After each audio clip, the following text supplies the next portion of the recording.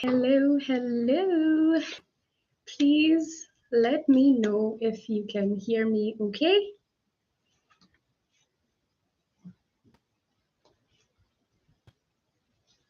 If you are tuned in, I'll just give people a few minutes. Welcome back to my YouTube channel. I know it has been a minute. Today I want to talk about scalp care because that's something I've been thinking a lot about when it comes to my microlocks, and it tends to be something that people struggle with, particularly during the starter lock phase of having microlocks and sister locks. Having itchy scalps, flaky scalps, dry scalps tends to be one of the main problems people have. And so I thought it best to have a chat about why this tends to happen and some of the ways to mitigate it that I have come across and the ones that have been working for me. So if you can hear me, drop a 1 in the chat so that I can see you. Hello, hello. If you can hear me, give me a thumbs up or a 1. Fantastic. Welcome. Welcome, Sharon. Welcome, the friendly shark. Hi. Okay. Fantastic. Welcome, Stella, Michelle, all of you. Lovely. So I'll just get right into it. If you have any questions as we move along, any questions about my hair, about scalp care, regardless of your hair type or the state that your hair is in right now, drop them and I'll make sure to take some time in between to answer them as we go. So let's start off with why your scalp might be itchy. And this applies across the board, but the first reason is more particular or specific to starter locks. So for those of you who might have locks, actually, if you have locks, just put a 2 in the comments so that I can know. And you can let me know also if you had a similar experience when you started out your journey. So during the early or the starter lock phase, especially if you opt for microlocks and sister locks, part of the transition is having your scalp being more exposed to the elements than it normally would. So what happens is, because of that exposure to the elements and the fact that you're going from using multiple products on your hair and your scalp to primarily using shampoo and some form of, not just any shampoo, but more often than not, you're using stripping shampoos or clarifying shampoos, that transition can make a huge difference in terms of how your scalp can feel. And for the first couple of weeks, it can be particularly dry. So the next thing is, for me in particular, I remember that when I started out my journey, my loctician suggested that I do not apply any oils or any product whatsoever to my scalp, not only really for the first month, but her general preference was that you don't use any oils on your scalp altogether when you have sister locks or micro locks until they're fully locked. And that's just to avoid buildup and to avoid slippage.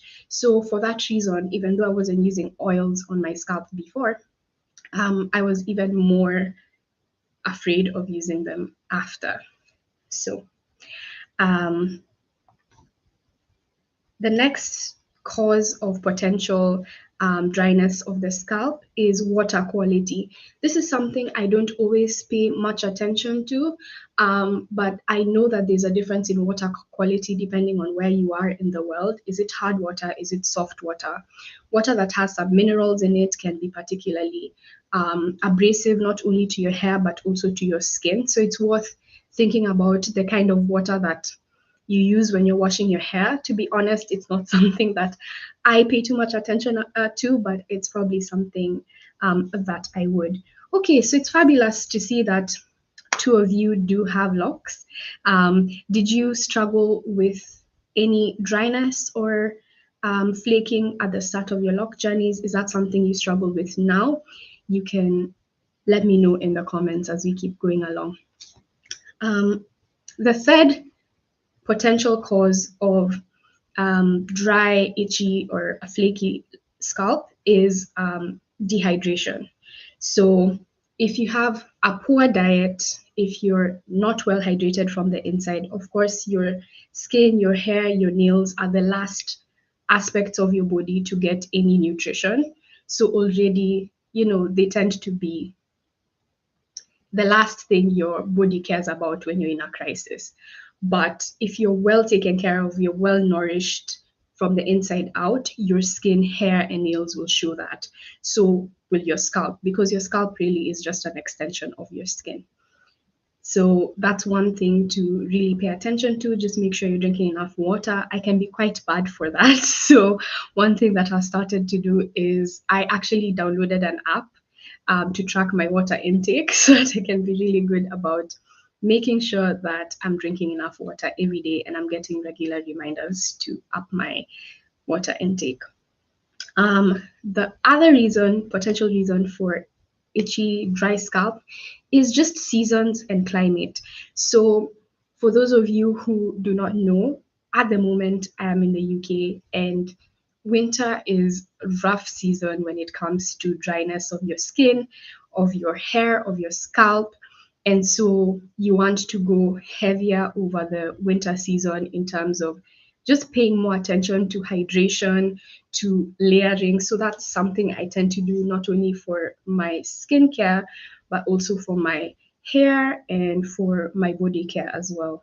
So again, depending on where you are in the world, whether there's a variation of seasons, and paying attention to how your hair feels, how your scalp feels from season to season is important so that you can have a feel of, okay, maybe in this season I need more of this and less of that.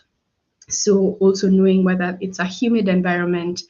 In humid environments, you might not need as much moisture as you usually do. So climate can play a big, big role in the dryness of your scalp. And then the last one that's often overlooked by people is about if you have an underlying inflammatory scalp condition that needs to actually be managed by a medical professional. So whether that's a dermatologist or a trichologist, because if you know you have eczema, you have psoriasis, you have seborrheic dermatitis, or you have dandruff, these are conditions that need actual treatment alongside your hair care routine.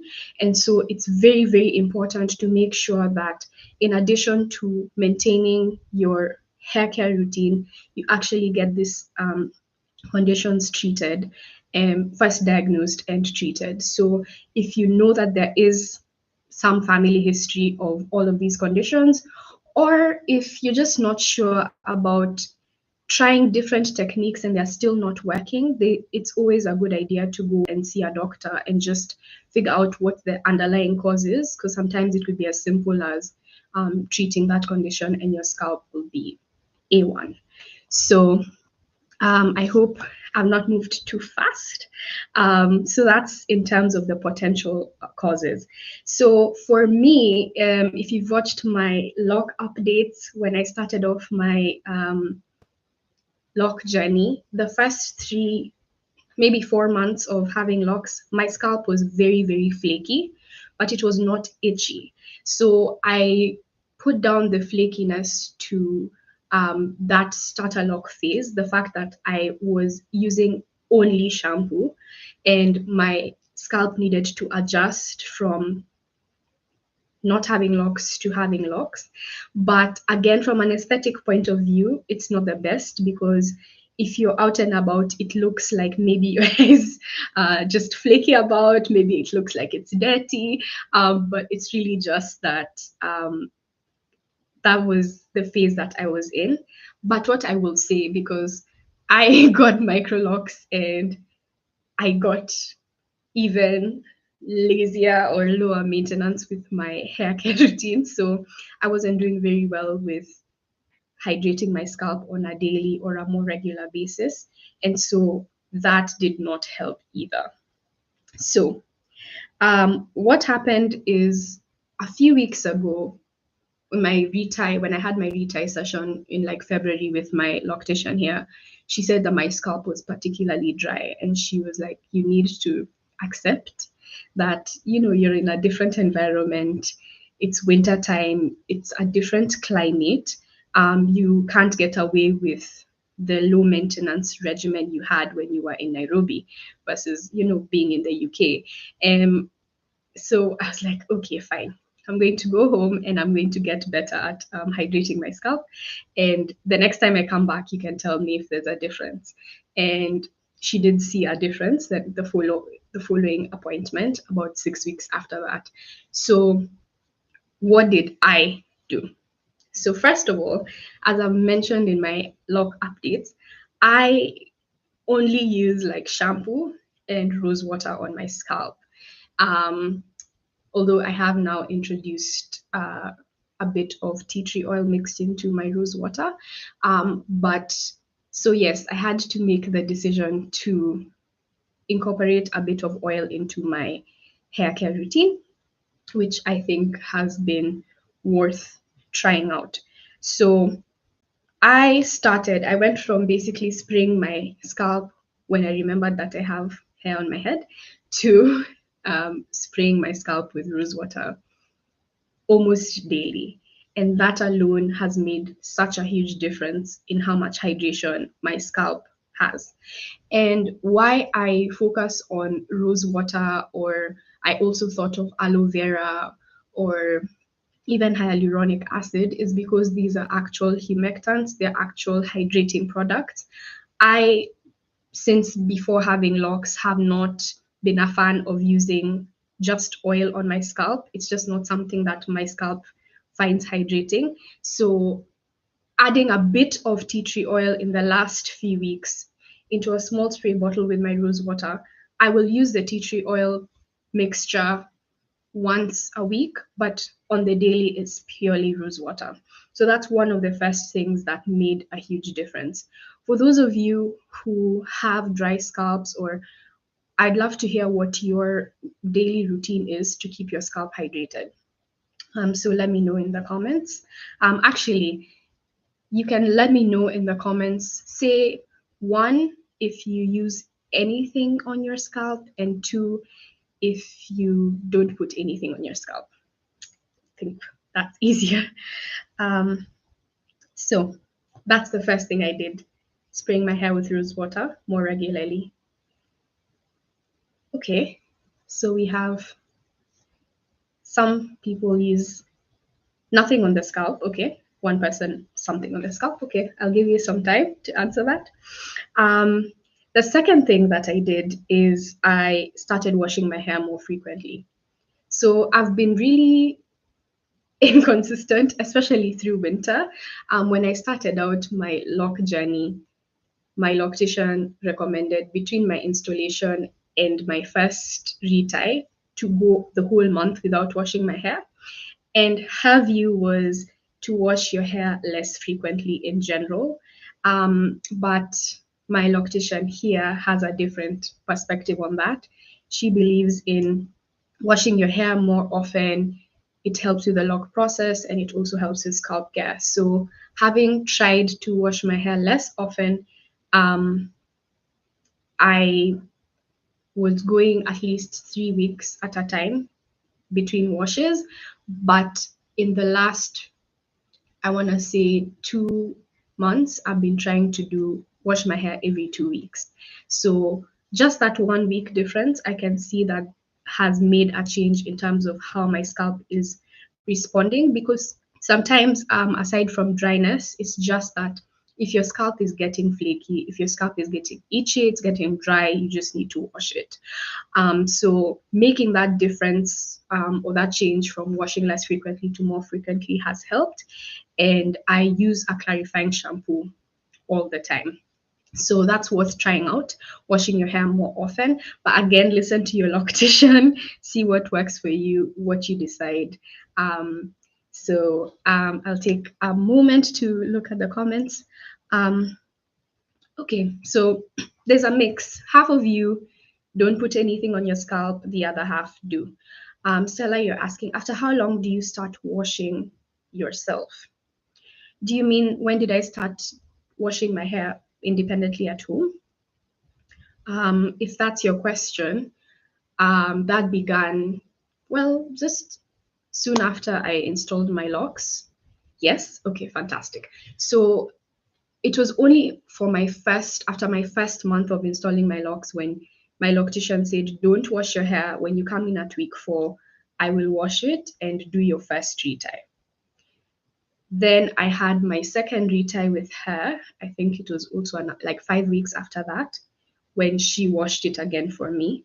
But since then, for the next months leading up to now, I've been washing my own hair. So it's been only 2 washes done by her. And then when I come back to Nairobi and I know I'm going to get a retie with her, I know that she can wash my hair this thing, so I'll just let her do it. But in between, I wash my hair for myself. So I braid and band at home, put my hair in little braids, tie bands at the end, and then shampoo. So I have a video to edit and upload about my wash day, so that will come soon enough. But there are loads of videos of braiding and banding just to keep the integrity of the locks. I actually washed my hair yesterday or the day before, so this is like fresh hair. What else? Styling dreads. Styling dreads is a spritz I'm familiar with. I've seen it from Luciano. I wonder I don't know if I looked at the ingredients list of it. I'm sure it does have aloe vera in it. Michelle, I'm seeing. Hi, Mishi. You wash your hair every 5 to 7 days. Shower without a shower cap, so it's might moisturize quite a bit before using your spray bottle. Yes. So I'm hoping that down the line I can move from even a 2-week schedule to being comfortable with washing my hair on a weekly schedule. And I have a whole video about the 30-day detox and my experience with it. And I think my scalp was quite happy with a routine where I'm washing my scalp more often and just giving it a nice reset. So definitely good to wash your hair more often. Then, as I've said, if you have some sort of condition, whether it's eczema, it's dandruff, it's seborrheic dermatitis, get a medicated shampoo or follow whatever your dermatologist or the hair specialist advises, because it will go such a long way in not only restoring your scalp to a place that's comfortable, then you can try other things. Sometimes just doing what everyone says that you should do on the internet will only cause more harm than good. So definitely recommend, if you've had a chronic scalp problem, to get it checked. The other things that I've seen people say helped with their dry scalp, particularly for people with locks, was, and I'm not advocating for them, I'm just putting them out there for you to have a think about them and see if they're worth trying. And maybe down the line, if I want to experiment, I might look into them. So one is witch hazel, which is an astringent that I don't know if you remember when everyone was using witch hazel on their skin. So that's one option. Another one is sea breeze. So sea breeze is another very strong, I think it's an alcohol-based astringent that some people like to use. Something else that I've seen many people use is apple cider vinegar, obviously diluted. Most of these things are diluted. What's an astringent? I know that's a good question. There, I'm just using it all willy-nilly. Let me Google it and say it in the most layman term. It's something that's slightly acidic, and it does something to your skin. It's an acidic liquid. Don't quote me, guys. Just Google. But yeah, something like that. How do you make sure that the oil is distributed evenly? That's a good question. So given the way my hair is sectioned out, I can actually go almost line by line because my hair has a perfect grid. But using a bottle that has an applicator tip is one thing that would be useful, so that you're able to go in and then also making sure to massage it into your scalp. So I hope that helps. A little oil goes a really long way. People tend to be very heavy-handed with oil. It's not that necessary. You just need a few drops, applicator tip, massage in, and you're good to go. Any other questions? Please drop them in as we go. Another tip I've seen is using aloe vera gel. That's something I'm definitely going to try. I've started trying to use aloe vera gel for my edges. It's not the most potent edge control, but it is plant-based. I like plant-based gels in general, so I might try using aloe vera gel on my entire scalp very soon.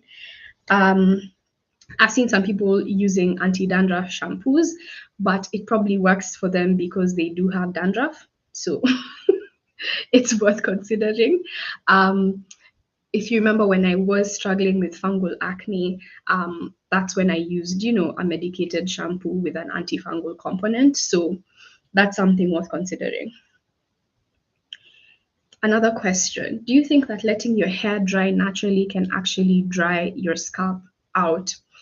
See, some cosmetologists or hairstylists believe that it's something that's a bit of a heated debate on the interwebs. Again, I'm not a hair expert, but what I do know is that from the moment that you've washed your hair and you've stepped outside of the shower and you're not adding any water anymore, the water starts to evaporate, right? Just that's science. So one reason why people encourage you, whether it's your hair or your skin, to moisturize it when it's still damp is so that you're able to trap that moisture before it gets to evaporate. So it's worth trying that before your hair fully dries is when you infuse moisture into it, or is when you add a thin layer of oil to your hair, so that you're letting that water that you've just added or that moisture you've added, whether you've conditioned your hair, actually stay in your hair a bit longer. So I hope that helps. I hope that answers your question. So your hair drying will make your hair dry. So it's bound to happen. But if you want to slow down the loss of moisture, then try to infuse some moisture before your hair fully dries. In terms of whether it's better to use heat as opposed to letting your hair dry naturally, if you do use a certain product, a styling product fresh out of the shower, and you'd like and that product requires for your hair to dry in place, then use a dryer or use a blow dryer.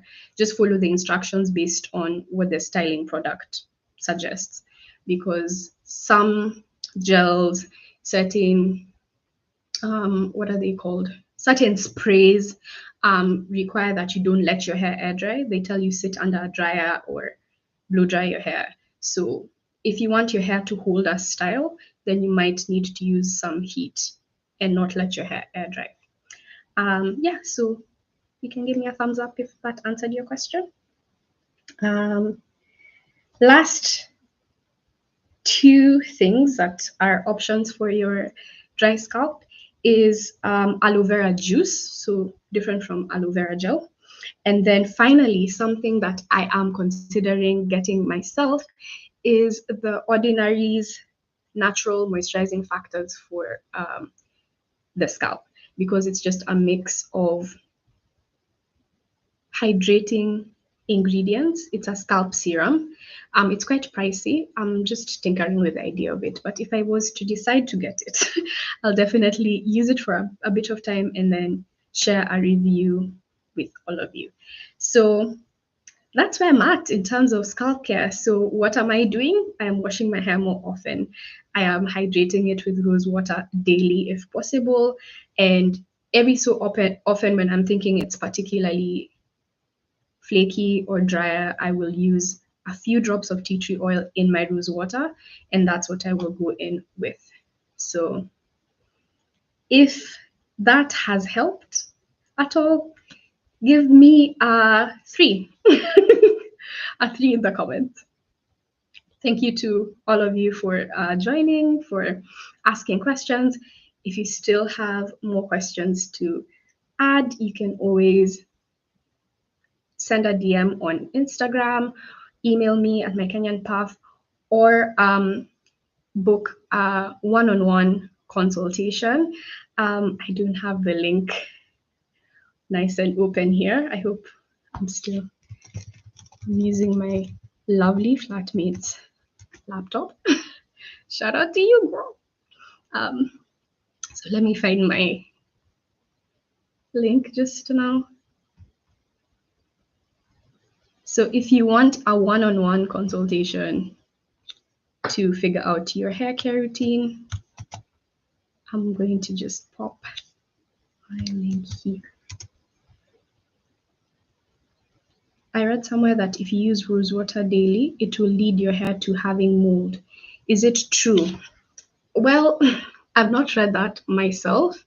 Again, probably not, unless you're like fully wetting your hair and then trapping it under some sort of shower cap or something. Mold grows in damp environments, so I can see the issue. But so I wouldn't say spray my hair with rose water at night when I'm going to bed, because then I've sprayed the rose water and then I wear a bonnet. So I'm sleeping with my hair while it's damp.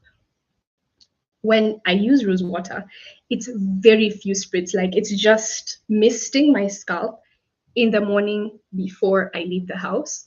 So my hair will be out and open. And again, because rose water is water, it just has a bit more of the humectant properties. It's bound to evaporate as well. So I'm not just sitting with damp hair. So I hope that helps. Spray your hair in the morning, and please be sparing. I think people are just generally heavy-handed with products, and they wonder why, there's mold overgrowth, or with oil, why it gets even itchier or conditions feel worse, because there's a thin line between giving your hair what it needs, especially with oils, and clogging your pores. And then now you have more problems. So whatever you're doing now, just cut it in half and see if it makes a difference. Because more often we're doing too much. Just think of your scalp like a plant. Maybe not a cactus, because that one really just hardly needs any water. But a plant that just needs, is that a good analogy? Maybe not. Just a bit of water. Just a bit, enough. And then give your plant time to actually let that water come in. What's the benefit of using rose water as opposed to regular water? That's a great question. I don't know. I don't know off the top of my head. It just works. I used to use rose water for my skin, and I'm not remembering a lot of the properties of rose water off of the top of my head. But in what I know is that in addition to it being hydrating like regular water, it does have some anti-inflammatory properties. So it can really help with dryness, with the itchiness and the flakiness.